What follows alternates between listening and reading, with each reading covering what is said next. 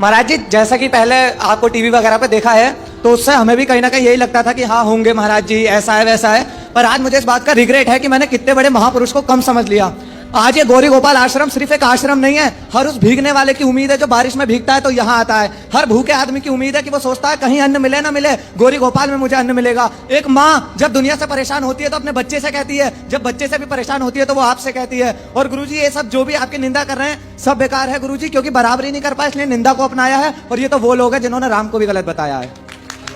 और गुरुजी, एक प्रश्न मेरा ये था। बहुत अच्छा, आप जैसी युवा समझ गए चीजों को, ये बहुत खुशी होती है। महाराज जी, हमारा दुर्भाग्य ये है कि मैं नाम नहीं लूंगा, ऐसे ऐसे लोग आए जिन्होंने लोगों की श्रद्धा से, भावनाओं से खेल खेल के करोड़ों अपने महल बना लिए, स्त्रीवास कर लिया, क्या क्या कर लिया। वो रिहा हो गए जेल से, वो ऐश काट रहे हैं, किसी को परवाह नहीं है। और एक दास आज महाराज आप सबकी सेवा कर रहे हैं, माओ को पाल रहे हैं, लाखों लोगों को भोजन खिला रहे हैं, तो मीडिया आपके पीछे ऐसे पड़ी है जैसे दुश्मनी कैसे निभा रही है। ये सही है महाराज जी, प्रश्न मेरा ये है कि जैसे आप इतनी सेवा कर रहे हैं, इतना सब कुछ यहाँ कर रहे हैं, आपके अंदर बिल्कुल अहंकार नहीं है, और एक हम तुच्छ लोग हैं जो थोड़ा सा भी कुछ अचीव कर लेते हैं तो हमारे अंदर ईगो आ जाता है। तो उसको कैसे बैलेंस कर सकते हैं, ईगो को कैसे अपने अंदर का ईगो खत्म कर सकते हैं सर्विस प्रोवाइड करने के बाद भी? सदा यही भाव रखना चाहिए कि हम कुछ नहीं कर रहे हैं, भगवान ही सब करते हैं और भगवान हमसे सब करवाते हैं। इसलिए चाहे सम्मान मिले चाहे अपमान, ये दोनों भगवान का ही प्रसाद है।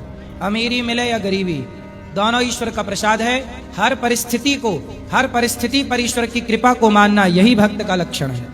जो हो रहा वो भगवान की इच्छा, ये मान के खुश रहो और गुरुजी, आज कर्म मैं करते रहो, अच्छा काम करते रहो, आगे बढ़ते रहो। एक चीज और कह रहा हूँ मैं कि मैं ज्यादा औकात तो कुछ है नहीं, बस कि अभी स्टूडेंट ही हूँ, ज्यादा अर्न नहीं करता। फिर भी आज इस गौरी गोपाल से प्रण लेके जा रहा हूँ कि जब तक मैं कमाता रहूंगा अपने जीवन में, चाहे मुझसे कम निकले या ज्यादा, रोजाना गुल्लक में कुछ ना कुछ राशि गौरी गोपाल आश्रम के लिए निकालने का प्रयास वाह। करूंगा।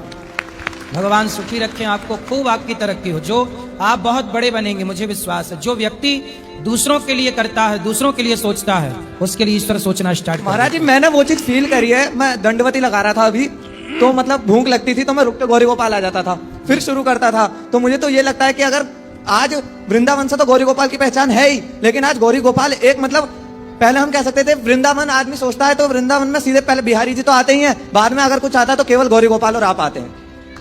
मेरी माता जी आपको देख रही हैं, उन्हें राधे राधे कह दीजिए। बिल्कुल, आपकी मैया को राधे राधे। जय श्रीमन नारायण। जय श्रीमन नारायण। जय श्री कृष्णा जी, मैं गुजरात से आई हूँ। गुरुजी, बहुत साल पहले कुछ ऐसा हमने किसी के लिए किया कि उसके अच्छे के लिए वो काम किया, लेकिन अब वो लोग मेरी मम्मी ने कुछ काम किया था, अभी मेरी मम्मी तो गुजर गई, लेकिन अब वो लोग समझ नहीं रहे और मुझे गाली दे रहे, मुझे हाई दे रहे, तो क्या वो मुझे लगेगी? तो क्या गलती की आपने? क्या मेरा आवाज नहीं आई। आपने क्या गलती की कि आपको हाय दे रहे हैं? ये मेरा के सामने आवाज नहीं आ रही है? आवाज तो आ रही।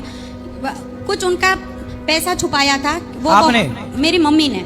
और वो लोग, वो जो जिनका छुपाया था वो बहुत जुआ खेल रहे थे, तो वो सब हार जाते। तो उसकी बेटी जब बड़ी होगी तो वो पैसा उसको शादी में देना था, और वो मैंने दिया भी, जितना मेरे पास था पाई पाई पूरा दिया, कभी हमने वो छुआ भी नहीं। लेकिन अब वो बोल रहे कि ज्यादा थे, तो ऐसा था। मेरी मम्मी गुजर गई, उसको भी 8-9 साल हो गए, और वो जब पैसा लिया वो उसको भी 15 साल हो गए।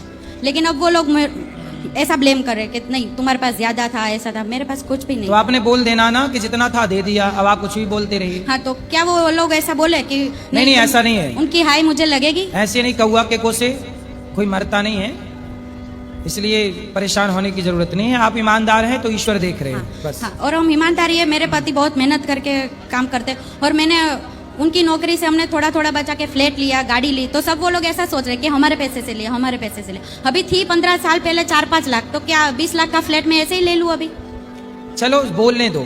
हाथी चला बाजार, कुत्ते लगे हजार।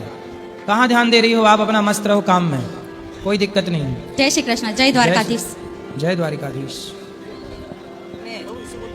प्रणाम प्रणाम गुरुजी। जी, मैं पूछना चाहता हूँ, सुदामा जी और अर्जुन में कृष्ण का सबसे परम मित्र कौन था?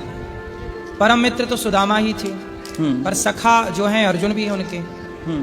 तो दोनों अपनी अपनी जगह श्रेष्ठ हैं और दोनों की अपनी अपनी भूमिका है। लेकिन आजकल कर्ण को इतना श्रेष्ठ क्यों मानते हैं? किसको? वो अधर्म के पक्ष में है, जो अधर्म के पक्ष में है वो कैसे श्रेष्ठ हो सकता है?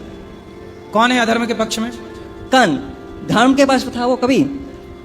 कौन? कर्ण। हाँ कर्ण, हाँ, कर्ण की मजबूरी थी ना दुर्योधन ने, मजबूरी भी हो, सुदामा जी की तो मजबूरी थी, इतनी दारिद्रता था, इसलिए तो कर्ण को महान नहीं कहा जाता, दानवीर कहा जाता है। बस लेकिन सुदामा सुदामा है। हाँ वही तो, आज का सुदामा जी का चरित्र के बारे में कोई बात ही नहीं होती। आज का कान कोई ज्यादा उच्च दिखा, नहीं होती है सुदामा जी पर, बिना सुदामा जी की कथा के भागवत कथा पूरी नहीं होती। लेकिन आजकल ज्यादातर नौजवान कान की बात ही करते हैं। महान था, महान श्रेष्ठ योद्धा था। हाँ योद्धा तो था ना वो, लेकिन अधर्म के कुछ पास हाँ कुछ उसकी अच्छाइयाँ थी, कुछ बुराइयाँ थी, तो दोनों को देखा जाएगा ना कि अच्छाई कितनी थी, बुराई कितनी थी। मैं सोचता हूँ जो धर्म के पास में वही श्रेष्ठ है। हाँ ये सही है। अधर्म के पास में जो भी हो, अच्छा हो फिर भी वो गलत हमेशा गलत ही होता है। इसलिए तो भगवान ने कहा अर्जुन से कर्ण को मार दो, इसलिए तो कर्ण को मारा गया, हाँ। क्योंकि वो अधर्म के साथ थे। वही सही है। राधे राधे गुरु जी, जी आपके चरणों में कोटि कोटि प्रणाम। खुश रहिए।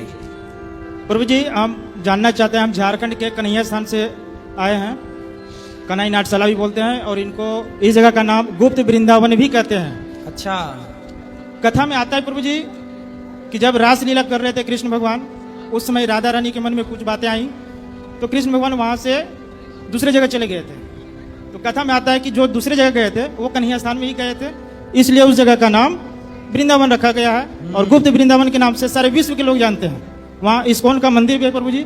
हम आपसे जानना चाहते हैं प्रभु जी कि वो जगह के बारे में आप क्या जानते हैं, और सच में गुप्त वृंदावन है? हाँ यदि है ऐसी मान्यता तो होगा। भगवान की तो ये पूरी धरती ही लीला स्थली है, कहाँ कौन सी लीला हुई है ये तो भगवान जाने, और कौन जान सकता है। तो वो यदि है गुप्त वृंदावन तो है। जी प्रभु जी। दूसरी बात प्रभु जी, आप सनातन धर्म का प्रचार करें प्रभु जी, इससे हम बहुत प्रभावित हैं। कल आपकी हम कथा सुन रहे थे, आपने कुछ मीडिया के बारे में भी कुछ कहे थे, कुछ मीडिया वाले आपको बदनाम भी करना चाह रहे हैं प्रभु जी। हम भी मीडिया से हैं प्रभु जी, हम दैनिक जागरण से लिखते हैं, वहाँ से लोकल रिपोर्टर हैं प्रभु जी। और हम आपकी बातों को सुन करके हमको लगा था कि सच में कुछ मीडिया वाले जो है इस तरह की बातें करते होंगे, तभी आप दुखी होकर के इस तरह से बातें अपने बताएं, और हमको बहुत अपने आप में दुख होना पड़ा कि हम भी मीडिया से हैं।